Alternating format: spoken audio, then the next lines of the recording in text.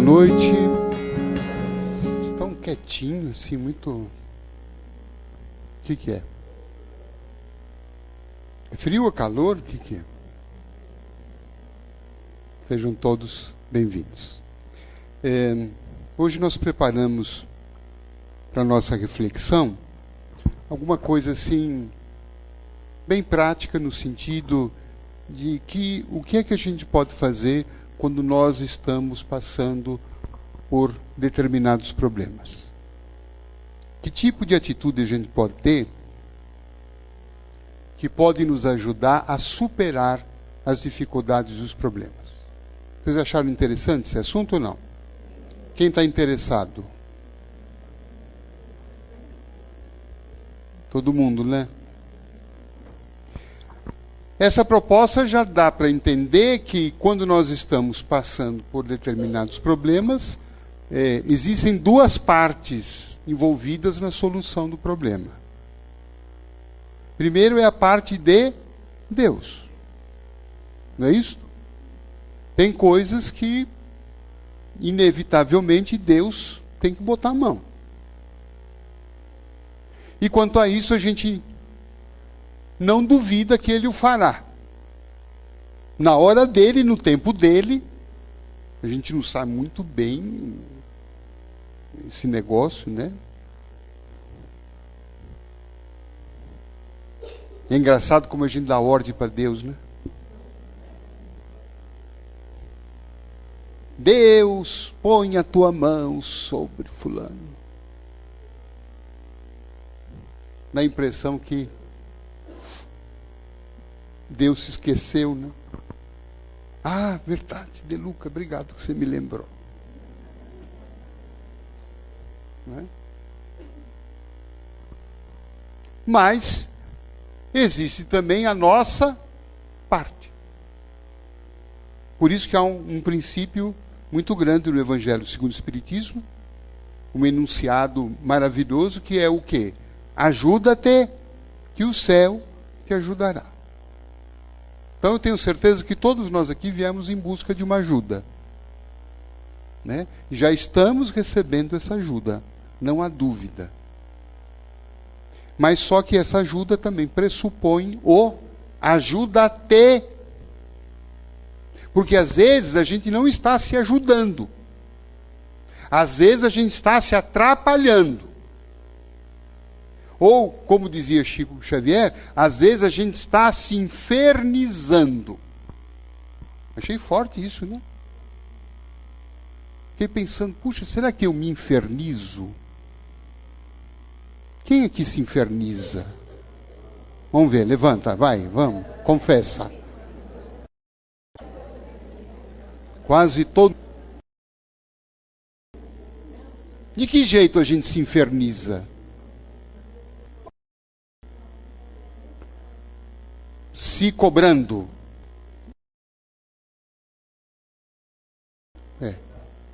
Se culpando, né? Reclamando, se xingando.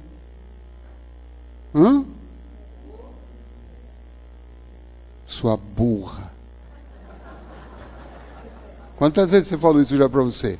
Tonta. Bem feito. Não é?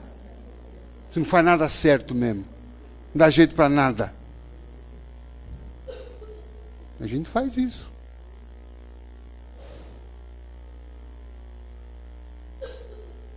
E a gente se inferniza com pensamentos, né? Nossa cabeça fica louca. A gente já elabora muitas tragédias. Não é isso? Aconteceu um negócio assim, aí a nossa mente louca já começa. Então agora isso vai acontecer, isso. Tá, vai ter corte na empresa, eu já sei que eu sou o próximo. Né? Você já está esperando a demissão.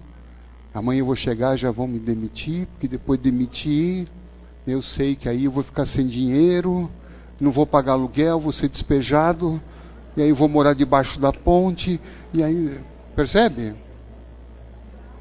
A gente faz um enredo louco. Não tem fim, não tem. Não tem. A nossa cabeça, ela Ela viaja. Então a gente uma preocupação excessiva, não se acredita em si mesmo, e isso atrapalha. Isso atrapalha. Porque não é o ajuda-te.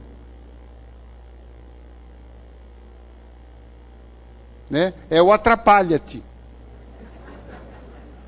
Não é? Não vai mais no centro, não ora, Pare de fazer as coisas boas que estava fazendo. Isso aí não tem jeito mesmo. Aí começa a largar aquilo de bom que você estava fazendo.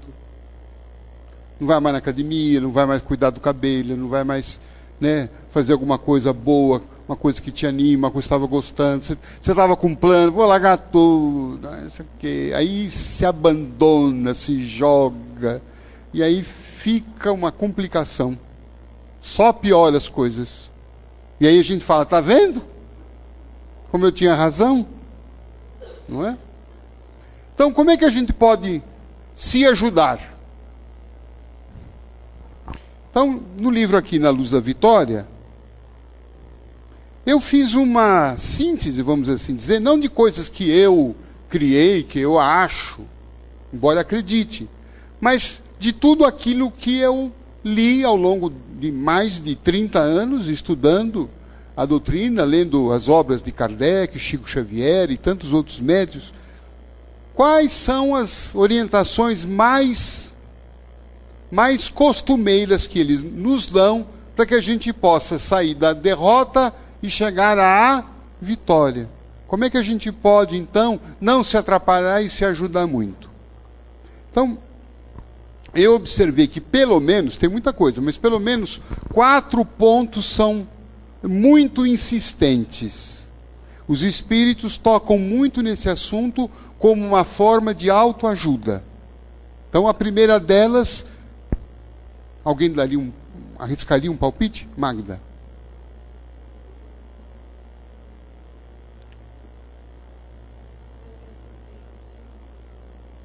Tá, também, vamos chegar lá. Mas tem uma outra que eles falam assim, adoidado. Não. Sim, tudo isso ajuda. Tudo que você está falando ajuda. Mas a primeira coisa que eles falam insistentemente é oração.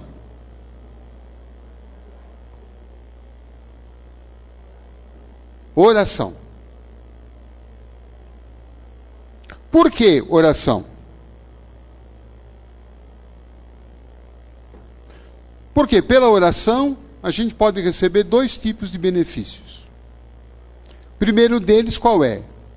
A oração é um diálogo que a gente tem com Deus. Isso. A gente estabelece uma conexão com o divino, uma conexão com o nosso Pai. Nós estabelecemos uma conexão com a nossa fonte.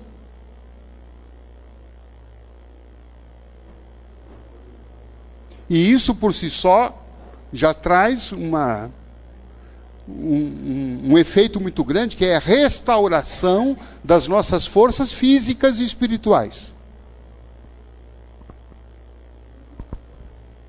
Quando a gente se entrega na oração e diz: Pai, meu Pai, e se sente na condição de filho, Pai, como dizia São Benedito quando ia orar: Pai, nego velho está aqui. Só isso que ele falava. E falava com uma entrega tão grande que várias vezes viam ele levitando.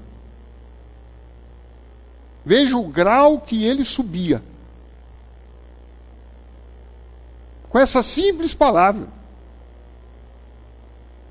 Pai, estou aqui. E eu fico pensando nisso, e às vezes que a gente fica orando 3 horas. E aí no meio da oração você já não sabe mais onde é que você está. Você está no terço, você fala, nossa, foi 10 Ave Maria, foi 15, foi 12. Vamos começar tudo outra vez.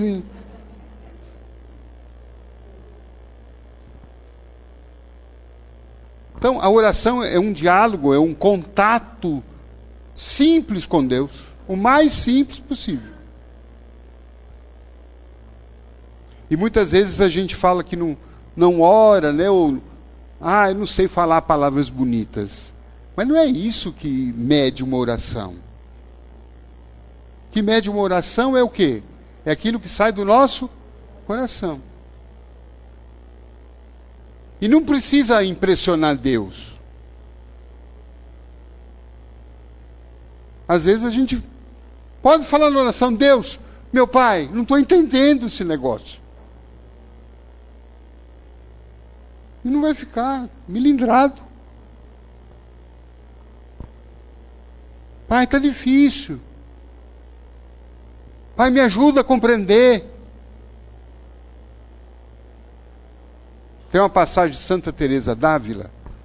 Ela era uma santa muito devota, uma mulher de fé.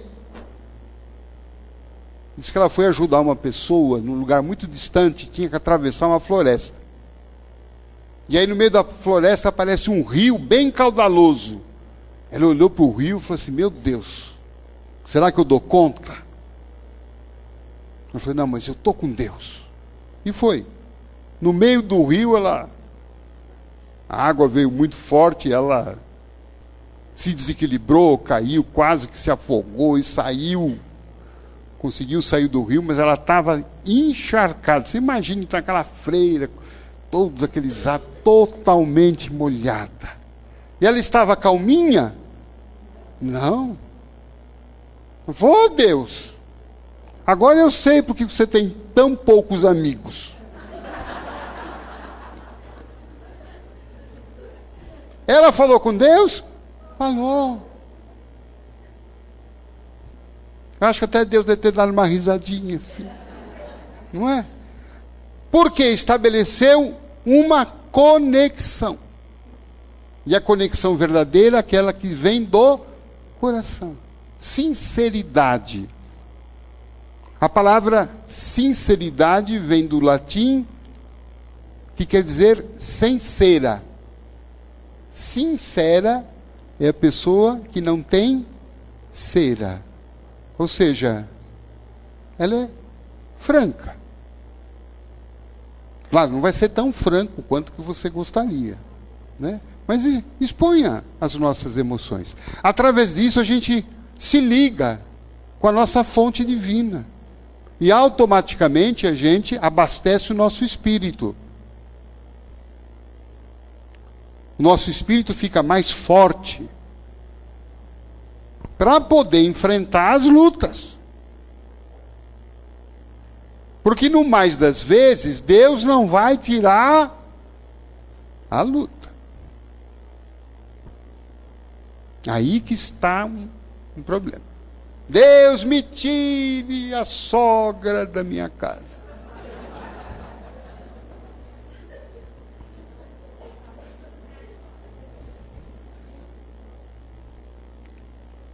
Deus vai falar, pede outra coisa. Que oração a gente poderia fazer nesse caso?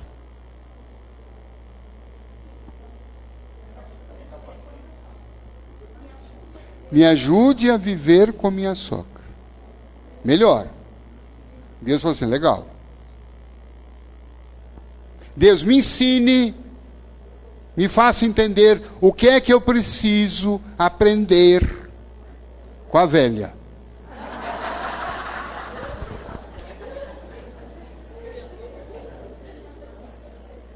Porque ela está lá como personal espiritual. Está lá. Você precisava ser paciente nessa encarnação. Deus falou assim, vou te ajudar, meu filho, você ser paciente. Ele manda pessoas assim, geralmente para nossa casa, né? Para que pessoas que vão desafiar a gente ser melhor. Ser, por exemplo, mais paciente, mais compreensível, mais tolerante, enfim, uma série de situações. Por isso que Chico Xavier falava, não vamos pedir a Deus para tirar os nossos problemas. Porque esses problemas estão lá, eles têm uma finalidade. Eles estão desenvolvendo em nós, despertando em nós coisas necessárias para a nossa evolução. Então vamos pedir a Deus, sim, ombros fortes para carregar o nosso fardo. Então aí o ombro forte que é? Paciência, tolerância, coragem, persistência, perseverança, né, fortaleza. Uma palavra que hoje se fala muito, resiliência. Não é isso? Hoje em dia, qualquer empresa que você vai abrir, as pessoas lá do RH, elas querem saber se você é resiliente, se você aguenta pressão. 500 e-mail para responder. O dólar subindo, a bolsa caindo, não sei quem morreu, o presidente da empresa infartando, e você tem que tomar decisões firmes.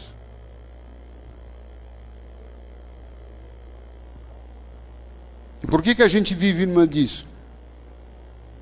Porque isso faz parte da nossa evolução.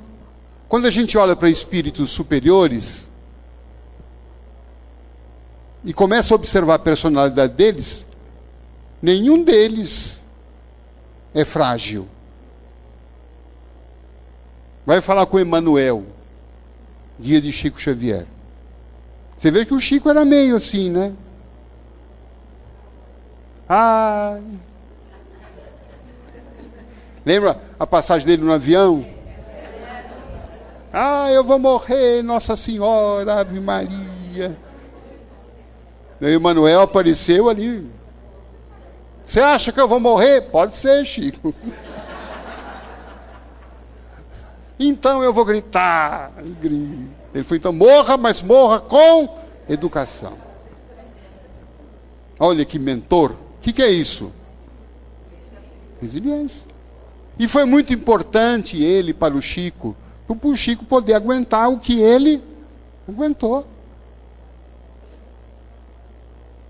Não é isso? E se não fosse, o Chico não aguentasse o que ele aguentou, nós não teríamos recebido tantos benefícios espirituais que vieram através da obra dele. Mais de 500 livros. O Chico muitas vezes psicografava um olho sangrando, caindo sangue no papel. Ele parava, vou parar. E o Manuel falou assim, o outro olho, como está? Está bem, então continua. Mas quando acabava a tarefa, tudo certo. Não tinha problema. Com isso, o Chico se tornou um espírito, ele, mais forte. E uma das coisas dos nossos aprendizados aqui na Terra é se tornar um espírito mais forte. Por isso que, né, principalmente nós que estamos reencarnados nessa fase tão tranquila da Terra, né, tão serena, um ano assim, né, maravilhoso, né? Por isso que as ventanias estão vindo. Por quê? A gente tem que ser forte nesse momento. E a oração fortalece. Ah, como fortalece. Se ela é feita com habitualidade, e não só aquela oração que a gente faz, né, uma vez por mês, ou quando uma situação, né, mais difícil ocorreu.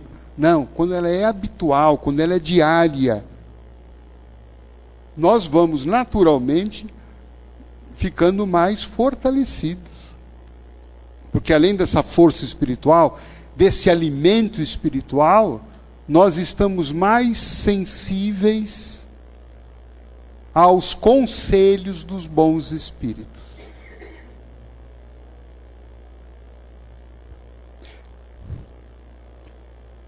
O que vocês acham?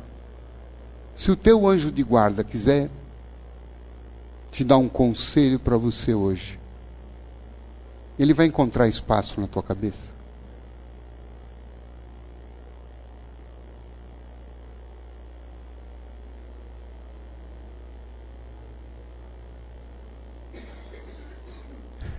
Sem oração, isso fica muito mais difícil. Com oração habitual, isso fica muito mais fácil. Porque quando a gente está naquela oração sincera, a gente sobe a nossa vibração espiritual.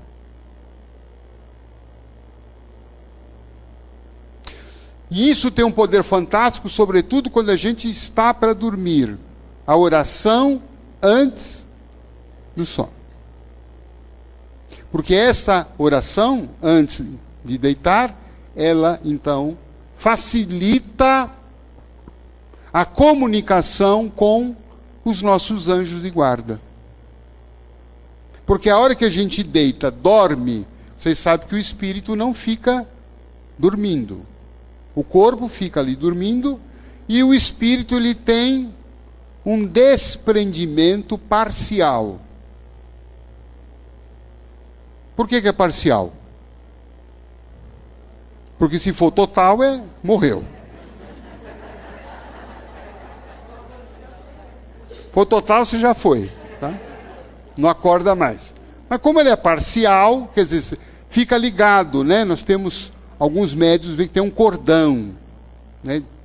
Fala um cordão de prata que liga o espírito ao corpo. Mas o espírito, ele sai.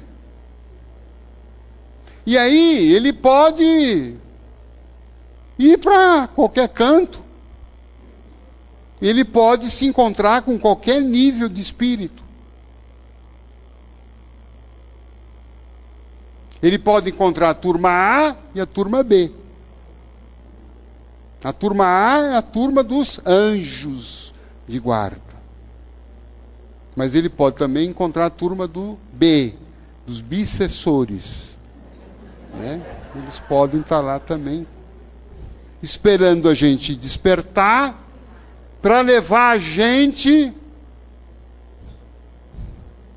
para os forró lá no umbral. Se alguém curte forró, foi só um exemplo. Vocês vão ouvir calypso ali, vai ser... Né?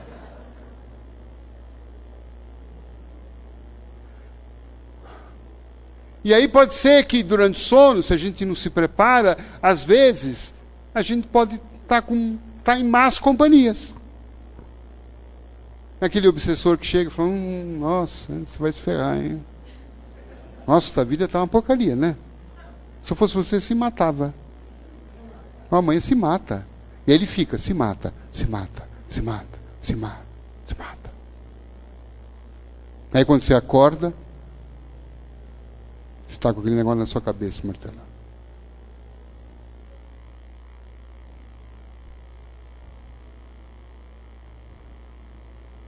Ou então, aquela mulher que fez aquilo para você, vai lá, acaba com ela.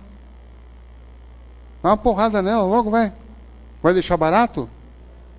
Vai levar esse desaforo para casa? Amanhã vai lá, passa isso a limpo. Fico só insuflando, sabe, confusão, violência, negatividade. Nossa, você está gorda, hein? Nossa Senhora. Nossa. Ninguém te ama. Nossa, como é que eu vou gostar de você desse jeito? E fica, corta, corta, corta, corta. Percebe a diferença? Uma oração bem feita no final da noite. O que é bem feito? Oração sincera, né? Aquela oração que a gente já conversou. A gente acorda num nível evolutivo diferente. A gente consegue estar mais próximo do anjo de guarda. E aí eles vão fazer a tarefa oposta. Olha, nesse problema, preste atenção nisso. Se você fizer assim, você pode vencer. Você é forte, você está em condições. Levam a gente para fazer tratamentos espirituais. Trazem vocês aqui à noite. Vem aqui 3, 4 horas da manhã, está cheio de vocês aqui.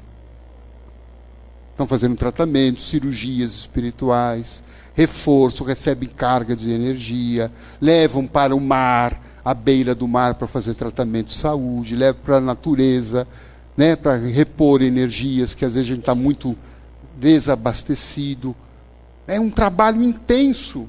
A oração facilita, ou a ausência de oração dificulta isso. Então, com oração, inevitavelmente o homem é mais forte. E o homem tem mais condições de vencer as suas dificuldades.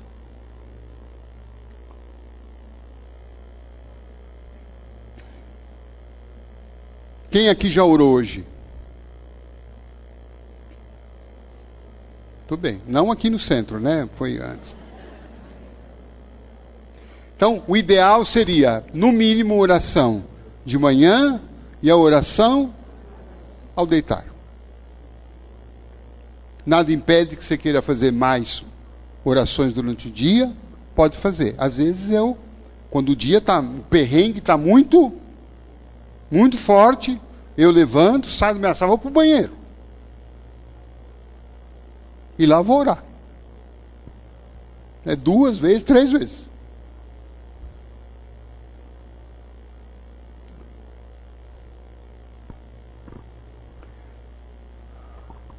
Jesus era um homem que vivia orando. Isso para mim me chama muito atenção. Se ele, com a evolução que ele tinha, ele se dedicava tanto à oração, que dirá a nós? O Chico Xavier dizia: eu não sei como é que alguém pode viver sem oração. Eu não sei, ele dizia. E eu consigo acreditar nisso porque, olhando para os tempos da minha vida em que eu me dediquei pouco ou quase nada à oração, eu vi que eram tempos muito difíceis. Tempos que ficaram mais difíceis ainda. Quando eu estou com a oração, forma-se um halo de luz mais forte. Isso quer dizer que a gente subiu, o nosso nível de vibração está mais elevado. E, portanto, espíritos inferiores não conseguem ter acesso. O que mais espírito inferior detesta é que a gente ore. Porque quando a gente tem uma vida dedicada à oração, eles perdem acesso à nossa mente.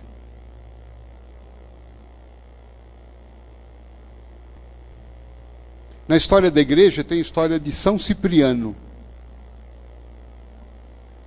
O Cipriano, na verdade, antes de ser santo, ele era um bruxo. Um médium incrível, mas que usava a sua mediunidade para o mal. E as pessoas contratavam ele para fazer, né, trabalhos de magia. E ele foi contratado por um rei que estava muito interessado em conquistar uma donzela ali do reino. Uma moça muito bonita, jovem, virgem, com dotes, né, espirituais muito nobres, e contratou o Cipriano para ver se ele faria um trabalho para que aquela jovem ficasse seduzida pelo rei. Isso ele conseguia com muita facilidade. E o Cipriano então começou a seguir esta jovem. E ele percebia um forte halo de luz em volta dela. E ele então, acompanhando a vida dela, era uma mulher que tinha, além, claro, da nobreza das suas atitudes, era uma mulher que vivia uma dedicação muito grande à oração. E ele perseguiu ela durante 2, 3 meses. E nesse período ele não encontrou um espaço na mente dela no qual ele pudesse começar a sugerir aquelas ideias que pudessem levá-la a atender aos desejos do rei. Até o dia, né, em que ele se convence que havia uma força maior do que ele. Quando depois de 3 meses, ele vê que ele não conseguia, ele disse: existe alguém mais forte do que eu. E esse alguém é Deus. E aí então ele se curva, se ajoelha aos pés daquela moça, pede perdão e se converte à igreja e passa a ser um homem dedicado às tarefas de Deus. Então é um relato muito interessante para nós. Por isso que às vezes os espíritos não gostam que a gente ore não. Para dar sono em oração, eles são muito craques. Mas muitas vezes o sono é nosso, né?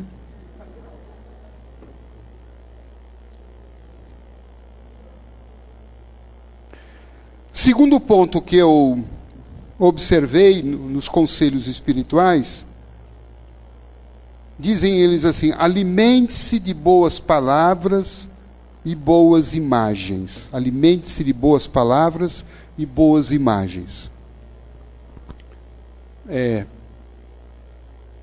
O nosso vocabulário, ou a maneira como a gente conversa, muitas vezes, quando nós estamos atravessando um problema, é um vocabulário que tem palavras muito negativas e pesadas.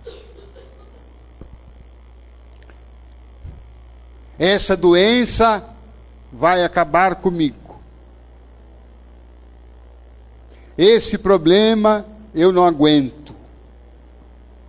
O que mais que a gente fala? Aconteceu uma desgraça na minha vida. Eu estou com uma zika. Não é? Uma série de palavras que eu pergunto a vocês. Essas palavras, qual é o efeito delas sobre nós? Nos anima, nos levanta ou nos põe mais para baixo? Põe mais para baixo. O espírito... Agora me ocorreu o nome dele. Lá em nosso lar, que socorreu o André Luiz. Você lembra, Toninho? Clarencio. É mais ligado lá com ele. O Clarencio falou isso depois para o André Luiz. André Luiz, a palavra tem força. Então, cuidado com as suas lamentações. Porque a lamentação, a palavra lamentosa, queixosa, revoltada, pessimista, negativa, ela produz energia. E a gente, cada vez que pronuncia isto, a gente fica cada vez mais preso àquele problema. Meu marido.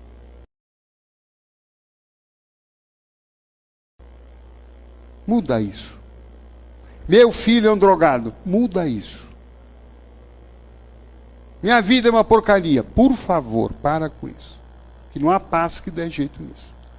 Porque cada vez que a gente fala um negócio desse, nós estamos energizando aquele problema. Concordam? Nós estamos colocando uma energia. Em tudo que a gente faz, a gente está colocando a nossa energia.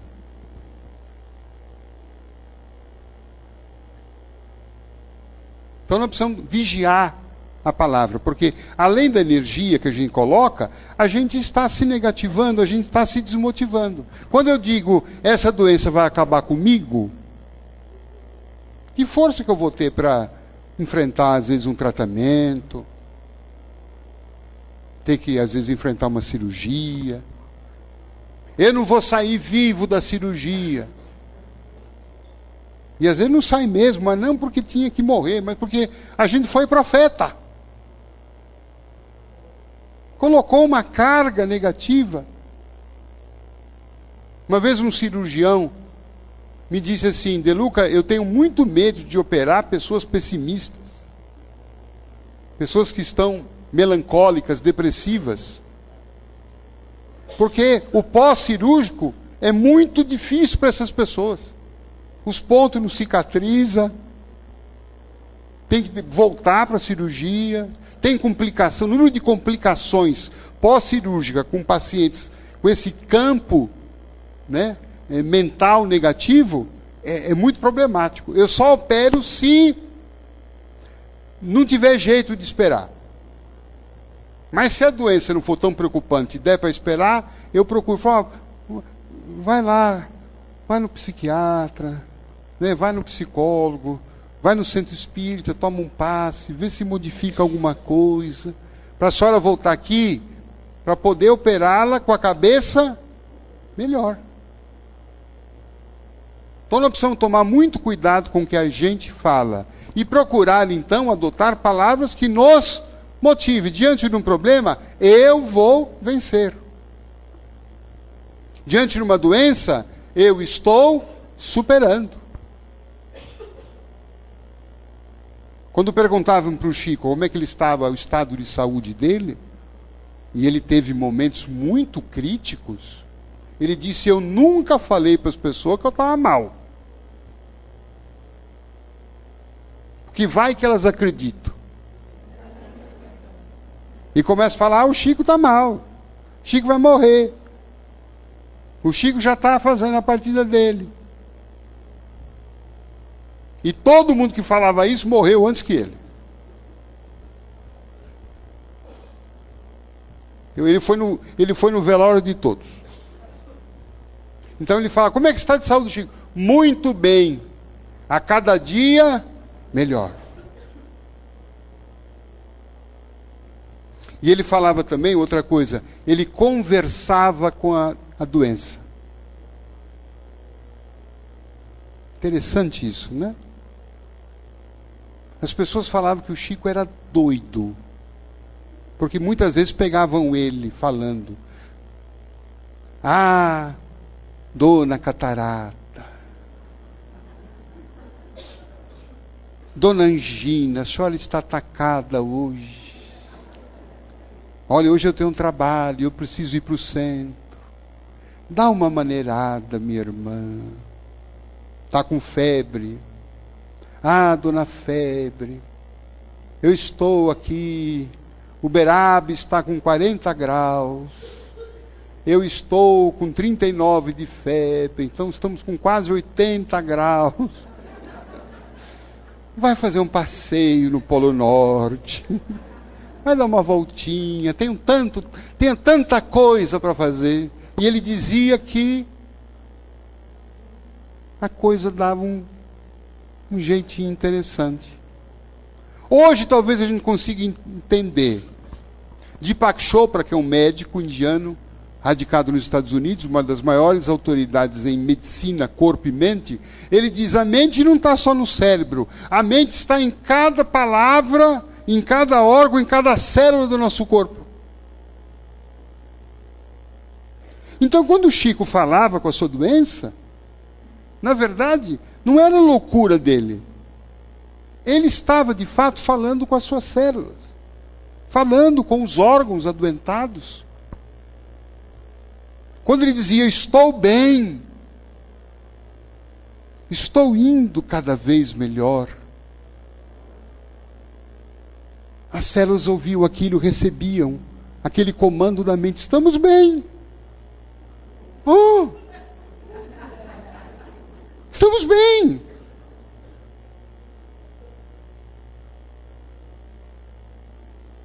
Não é isso que acontece com a gente? Acontece o inverso. Você está se sentindo bem.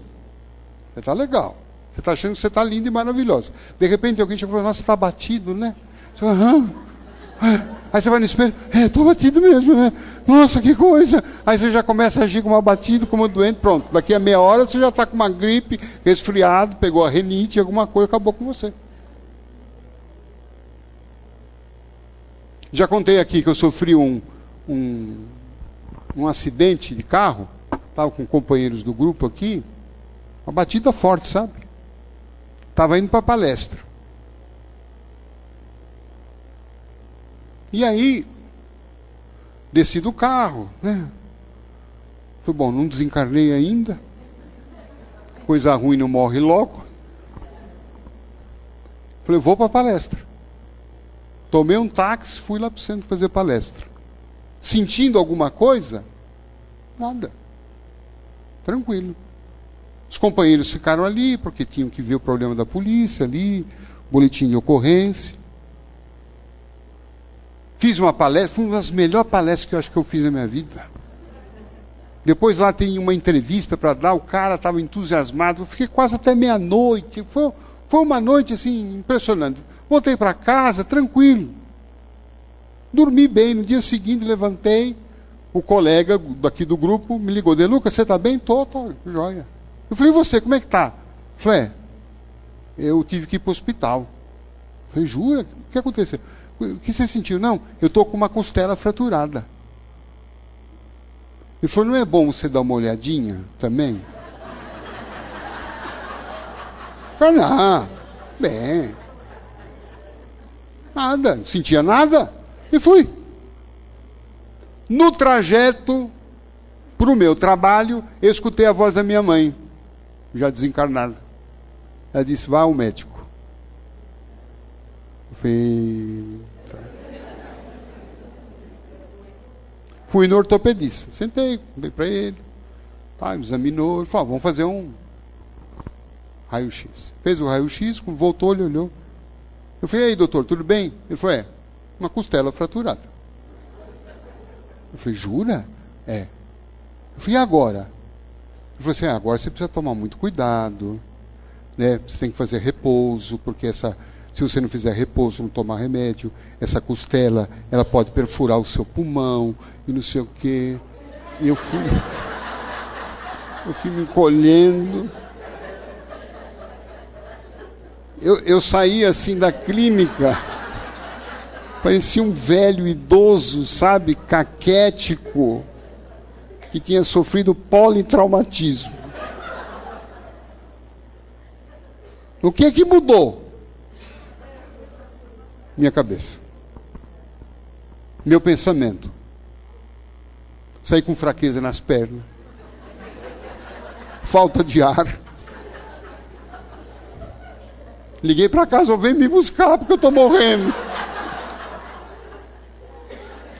Hoje eu olho e falo, nossa, mas que ridículo aquilo, né? O que era? Na cabeça. Por isso que a recomendação, boas palavras. Boas palavras com você. Trate-se bem. Claro, eu deveria ter ido lá ao médico, né? Eu precisava. Mas, veja, minha reação foi desproporcional. Eu sofri mais por aquilo que eu pensei do que propriamente pelo trauma em si. Então, a cabeça. Então, elabore boas palavras. Dê-se força. Quando você fizer uma besteira, você fala, de fato não foi legal. Mas eu não sou esse erro.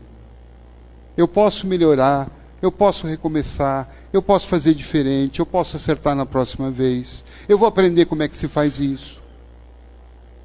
Coisas que possam deixar a gente com o mínimo de bem-estar possível. Que adianta a gente se afundar, se jogar no fundo do poço, se no final das contas é a gente que vai ter que levantar mesmo? Não é isso? É a gente que vai ter que se levantar. Então pense nisso, né? Trate-se bem com boas palavras, ouça boas coisas, né? Ouça boas músicas, faça uma playlist, né? Com músicas para te tirar do baixo astral. Quando acontecer alguma coisa que, sabe, te tirou o ânimo, você faz aquela seleção, escutar, você põe no carro o último volume, né? Fecha lá o vidro, evidentemente, né? Põe em casa, dance, cante, fale o que for, para você ficar bom. Aquela música vai te fazer bem. Alguém tem uma ideia de uma boa música para a gente colocar nessa playlist ou não? Não, Maísa não. Não vai colocar Maísa. Ronda.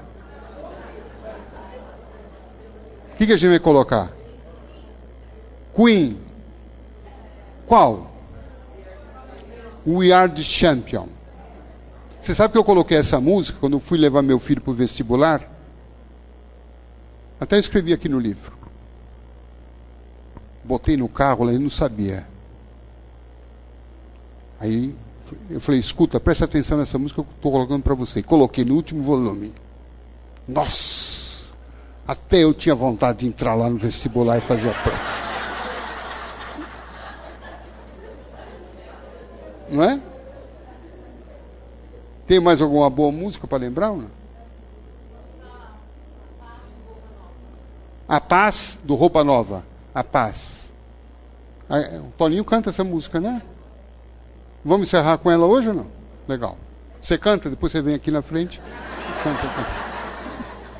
Mais alguma música? Não? Preciso Saber Viver. Legal. Muito bom. Vamos ver um bom filme. Vamos ouvir comédia. Não é isso? Não vai ver A Morte do Cisne, pelo amor de Deus. Não é? Claro, tem hora que você pode ver, mas hora que você tiver um pouquinho melhor, né? Música Maria, Maria. Fantástico. Né? Milton Nascimento, Maria, Maria. Travessia. Olha a letra dessa música. Já perceberam atenção na letra dessa música? Milton Nascimento. Quando você foi embora, fez-se noite em meu viver. Forte eu sou, mas não tem jeito, hoje eu tenho que chorar. Minha casa não é minha, não é meu esse lugar. É o depressivo que ele está doido, está atacado. Não é? Mas aí vem a segunda parte que é fantástica. Como é que começa a segunda parte? Vou seguindo o meu caminho, esquecendo de você. Olha, você olha bem para a foto do cara lá. Você vai esquecendo de você. Já não quero mais a morte, tenho muito que viver. Aí você olha bem para ele e fala assim, vou querer amar de novo. E se não der também, não vou sofrer. Já não sonho, hoje faço, com meu braço o meu viver. Nossa, você reencarna outra vez na própria vida, né?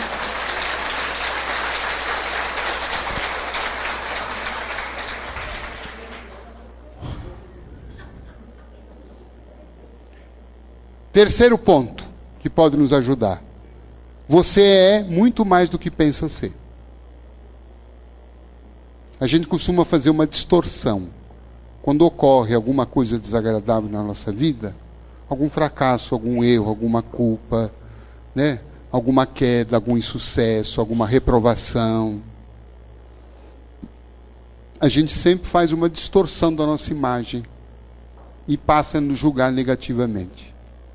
Quando tem uma separação, né?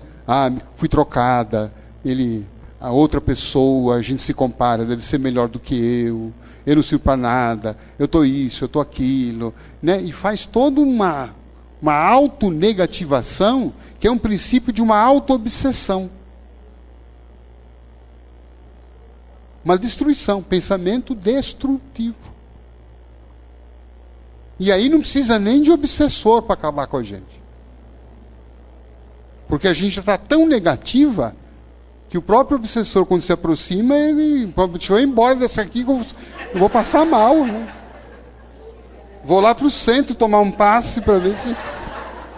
Não precisa, porque ela mesmo, a gente mesmo se auto-obsidia. Não faz isso com a gente? A gente é cruel conosco. A gente é muito cruel conosco.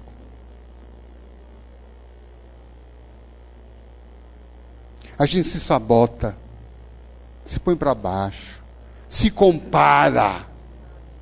Veja como a gente faz comparações. E nessas comparações a gente sempre leva pior. Perceberam? Nunca numa comparação a gente fala, eu sou... Não, é sempre nós para menos. E aí então, nós acumulamos emoções destrutivas. E aí, quando a gente lembra de Jesus falando para nós o quê? 3 coisas que ele fala, que a gente se esquece facilmente.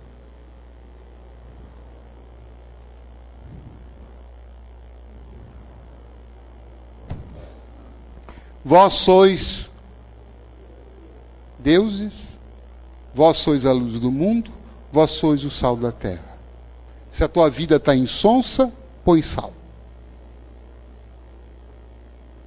Está insonsa, põe tempero. O teu tempero. A tua luz. A tua divindade. Então, Jesus traz uma ideia do que de fato nós somos. Seres divinos. Mas nos transformamos muitas vezes em seres o quê? Mendigos espirituais. Pedintes. Incapazes. Culpados. Incompetentes. Impotentes. Vítimas. E aí nós estamos destruindo a nossa vida. E aí nós não estamos no processo da autoajuda para que o céu nos ajude. Porque como os Espíritos vão trazer uma luz que já estão trazendo para nós agora, e vão trazer na hora do passe, se eu estou na negatividade. A luz que eles projetam em nós, se eu estou na negatividade, não consegue penetrar, se fixar. Se não tem um pontinho de luz dentro da gente. E olha o que Jesus falou, vós sois. E ele não falou, vós um dia, quem sabe, daqui a 10.000 anos serão luz. Não, vós sois, nós já somos, temos esse potencial. Um potencial que muitas vezes não está sendo utilizado por quase todos nós. A gente tem uma capacidade muito grande de autodestruição. Essa é a verdade. Nós utilizamos muito pouco dos nossos potenciais. A gente estabeleceu cercas muito pequenas, até onde a gente acredita que pode ir. E a gente vive e se comporta de acordo com aquilo que a gente acha que pode. Só que a gente sempre acha muito menos daquilo que efetivamente a gente pode. E o último ponto, isso também bastante insistente, é dando que se recebe. Isso está na música de Francisco de Assis, que a gente canta. Isso representa o pensamento do Cristo, não é? Quando ele diz que a gente deveria fazer para o próximo aquilo que gostaria que fizessem a nós. Então nós estamos precisando de ajuda hoje, todos nós estamos precisando. Todos nós estamos precisando. Então como é que eu posso obter essa ajuda? Diz o Cristo, ajude alguém. Percebe como é que é a técnica espiritual? Não é assim, quando eu ficar bom, eu vou ajudar. Sabe quando isso vai acontecer? Nunca.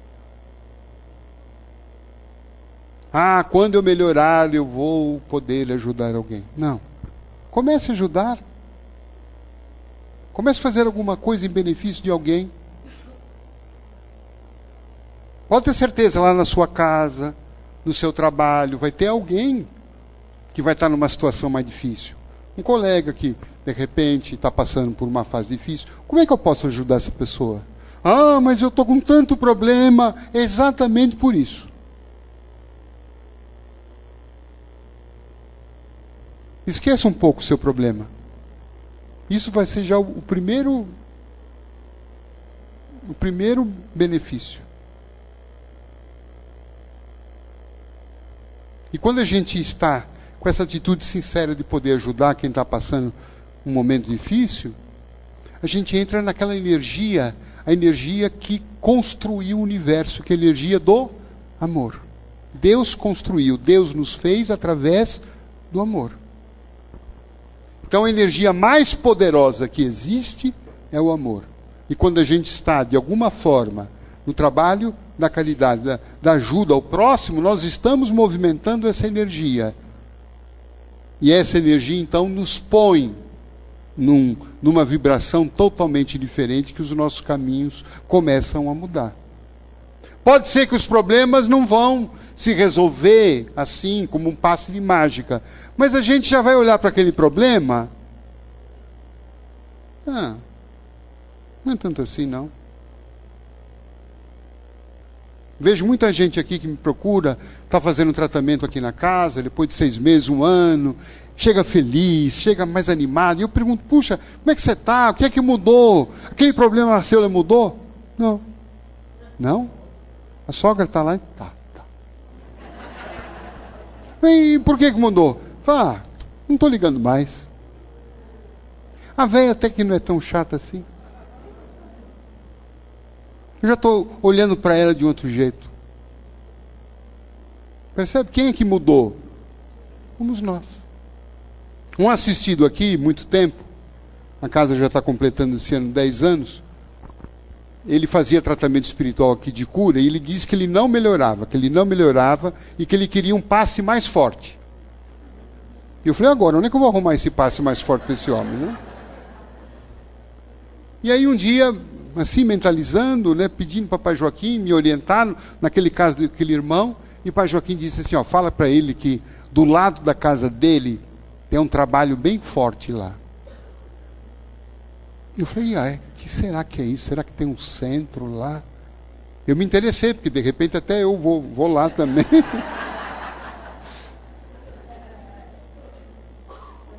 Aí quando ele veio me procurar, eu falei para ele, Pai Joaquim disse que do lado direito da sua casa, saindo, tem um trabalho bem forte lá para o senhor. Ele falou assim, do lado ali do lado direito? Do lado direito. Ele falou, está havendo algum engano, De Luca.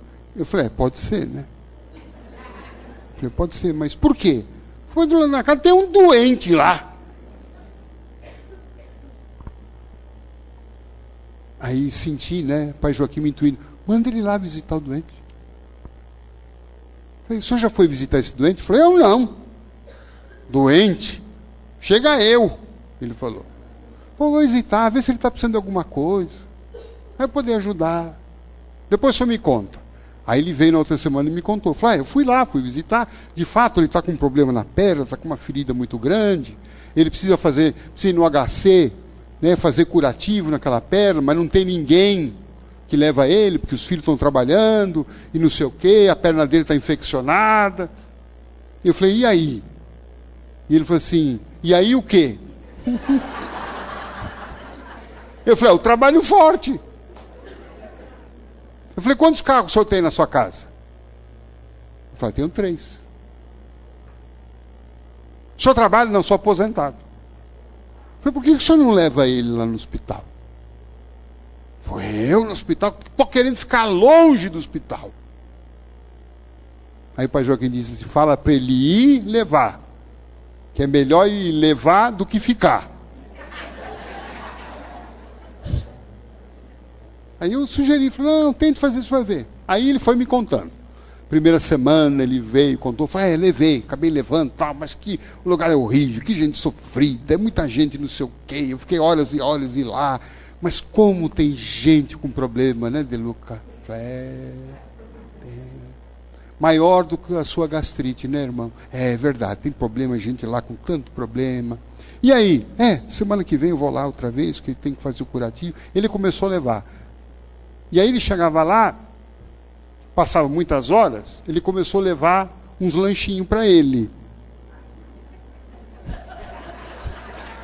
Aí ele abria assim, o lanchinho, todo mundo, aquele cheiro de mortadela. Aí deu para um, dividiu com o outro, ficou sem nada. Aí na outra semana ele levou lanchinho a mais. Aí além de lanchinho, ele levou livro. Para ler, ele lê. Aí ele levou o médico Jesus. Aí as pessoas do lado dos doentes. O que diz esse livro? Está falando isso aqui. O senhor pode ler para mim? Porque eu não sei ler direito, tenho um problema na vista. Aí ele começou a ler os livros. E aí começou a juntar doente para ouvir. E os doentes falavam para ler mais alto. Eu sei que em 2, 3 meses ele era o homem que levava lanche, levava os livros, que ele lia, levava livro, comprava aqui no centro, levava lá, dava mensagem, indicou no centro. Aí eu perguntei para ele, e a sua gastrite? Ele falou assim, eu quase não tenho tempo para pensar nela. Estou curado. Então veja como é que ele se libertou do problema, né? Saindo de si, podendo ajudar o outro. Então pode ser que do lado da sua casa tenha um trabalho forte. Ou dentro da sua casa. Ou lá no seu trabalho. Ou do lado de você aqui mesmo. Tem um trabalho forte. Isso nos tira de qualquer dificuldade. Porque fora da caridade, não há salvação. Beijo no coração.